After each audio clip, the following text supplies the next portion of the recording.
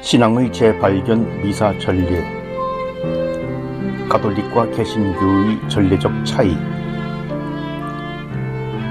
예비신자들이 자주 묻는 질문 중 하나가 가톨릭과 개신교의 차이점은 무엇인가 이다. 전례적 측면에서 가톨릭과 개신교는 어떤 점이 다른지 살펴보자.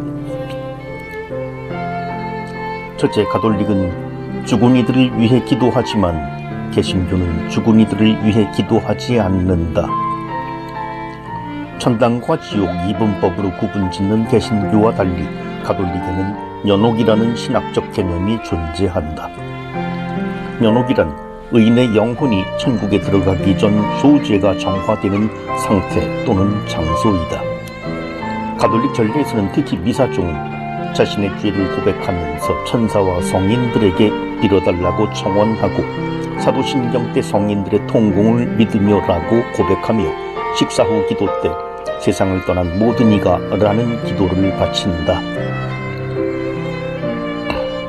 가톨릭 교회는 11월을 세상을 떠난 이들의 영혼을 기억하며 기도하는 위령성월로 정해 놓았다. 오늘날 천주교 용어는 위령미사라는 말로 사용하고 있으나 전에는 연미사, 나 죽은 이들의 미사라는 말로 쓰였다. 위령성월의 신학적 근거는 살아있는 이들이 죽은 이들을 위해 하는 기도가 도움이 된다는 교회의 전통 교리이다. 하느님 앞에서 시간은 무의미한 것으로 먼저 세상을 떠난 이들과 살아있는 이들은 한 공동체의 동일한 구성원이다. 그렇기에 살아있는 이들은 연옥에서 고통받는 영혼들을 위해 기도할 수 있고 반대로 하느님 나라에 이미 들어가 있는 성인들도 이 세상을 살아가고 있는 이들을 위해 하느님께 간구할 수 있다. 두 번째로 가톨릭 미사 중에 거행하는 성찬례와 개신교의 빵 나눈 예식의 차이를 들 수 있다. 가톨릭은 성찬례를 통해 빵과 포도주가 실제로 그리스도의 몸과 피로 변화한다고 가르치는 반면 개신교는 주님 현존의 상징적 의미로 거행한다고 할 수 있다. 가톨릭이 매 미사 성찬례를 통해 예수 그리스도 최후의 만찬 예식, 십자가상 제사로 제전하고 있다면 개신교는 단순히 성찬의 식사로 강조하며 기억하고 있다. 또 가톨릭의 성찬례는 축성된 자, 즉 사제로 서품된 사람만이 유효하게 거행할 수 있는데 이는 예수 그리스도의 대리자인 사제만이 고유한 직무이기 때문이다. 반면 개신교는 안수받은 자가 성찬례를 거행한다. 가톨릭 교회는 성사의 유효성을 판가름하는데 사효성을 위주로 하나 그렇다고 해서 인효성을 무시하지 않는다. 사효성은 성사의 유효성과 은총이 성사 집전자의 의도나 성덕에 좌우되지 않고 그리스도의 행위인 성사적 예절에 내재하는 힘에 의해 주어지는 것을 말한다. 반면에 인효성에 의한 은총의 효력은 성사 집전자의 성덕과 신앙이 수용자에게 영향을 미치고 성사 수용자의 신앙 상태 역시 큰 비중을 차지한다. 가톨릭과 개신교의 공통점은 성사의 인효성에 의해 발휘되는 은총을 인정한다는 점이다. 하느님께 대한 애절함을 통해 은총을 받을 수 있다고 믿는 것이다. 그리스도인으로서 우리는 신앙은 물론 삶 속에서도 하느님께 대한 애절함으로 살아야 한다. 생활 속에서 간절하게 기도하고 전례에 참여한다면 하느님께서는 필요한 때에 필요한 은총을 주실 것이다. 이 전례 주년의 구성과 특징. 전례 주년 따라 예수 순환 부활 되새기어. 가톨릭과 개신교의 차이는 전례 유무에서 시작된다. 개신교는 전례가 없기에 가톨릭에서 사용하는 전례 주년이 없다. 교회가 1년 동안 전례적 성사를 거행하는 일정표인 전례주년은 시간 안에서 예수 그리스도 순환과 부활을 기억하고 현재화하는 것이다. 전례주년의 구성은 이동주일과 고정주일의 가장 큰 주일인 부활 대주일과 성탄 대주일로 이루어져 있다. 부활 주일은 춘분 양력 3월 21일경이 지난 후 오는 보름 다음 주일이기에 매년 이동되며 3월 23일부터 4월 27일 사이에 지내게 된다. 성탄 대주일은 초기 그리스도 교회가 로마 태양신 축제일을 예수 성탄 대주일로 지냄으로써 시작돼 12월 25일로 고정돼 있다.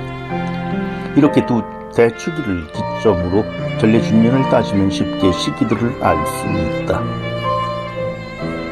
부활 대축일 앞에는 사순 시기가 오고 뒤로는 부활 시기가 이어지며 성탄 대축일 앞에는 대림 시기가 있고 뒤로는 성탄 시기가 된다. 그리고 나머지는 연중 시기가 된다. 사순 시기는 제2 수요일부터 성목요일 주님의 만찬 저녁 미사 전까지 예수 부활 대축일을 준비하는 회개와 기도의 시기이다. 제2 수요일은 1091년 교황 우르바노 2세가 베네덴토 교회 회의에서 모든 신자들이 머리에 죄를 얹는 예식을 받도록 권고함으로써 시작됐다. 머리에 죄를 뿌리는 예식은 내가 먼지임을 기억하라 창세기 3장 19절의 성경 말씀에 근거해 만들어졌으며 회개하고 복음을 믿어라 마르코복음 1장 15절은 말씀에 의해 완성됐다. 인간이 죽음의 한계를 지닌 존재임을 상기시키고 하느님과 인간의 화해를 위해 모든 그리스도인들의 회개를 호소하는 의미를 갖는다. 사순시기 마지막 주간인 주님 순환 성지주일은 주님 순환과 예루살렘 입성을 기념한다. 이날 전례의 핵심은 축성된 나뭇가지에 있는 것이 아니라 예수님이 우리가 고대하던 죽음을 물리치실 메시아라는 신앙이다. 성지주일은 주님 순환 성지주일부터 부활 대축일 전까지이다. 성지주일 전례는 주님 순환 성지주일과 주님 만찬 성목요일부터 성토요일까지의 성삼일을 구분할 수 있다. 성목요일 오전에는 성류 축성 미사가 봉헌된다. 이날은 1년 동안 사용할 성류를 교구장이 축성하는데 성류에는 축성 성류, 병자 성류, 예비신자를 위한 예비신자 성류가 있다. 성목요일 저녁 주님 만찬 미사에서는 성체를 옮기는 예식이 거행된다. 예수 그리스도가 최후의 만찬 후 올리브산에서 체포된 사건에 대한 기억에서 유래된다. 사제는 순환 감실로 성체를 모시고 십자가는 성당 밖으로 옮긴다. 성당 안에 있는 십자가를 그냥 두려면 천으로 가려야 한다.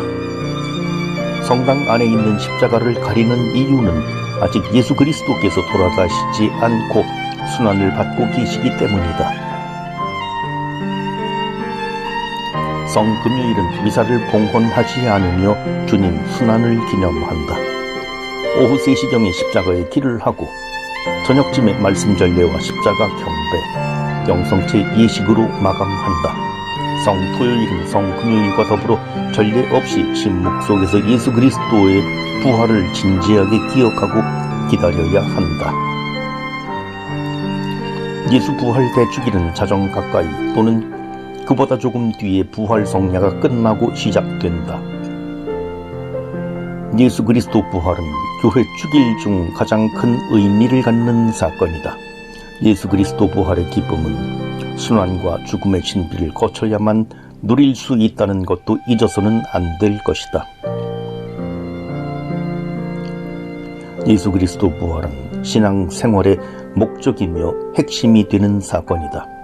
전례주년은 예수 그리스도의 생애와 그 구원 업적을 기념하고 재현하며 그리스도 순환과 부활을 기념하고자 제정했다. 전례주년에 대한 이해 없이 습관적으로 신앙생활만으로는 충분한 성사적 은총을 누리기 어렵다. 전례주년에 대한 의미를 알고 성사에 참여한다면 지금보다 더 살아있는 역동적 신앙생활을 하게 될 것이다.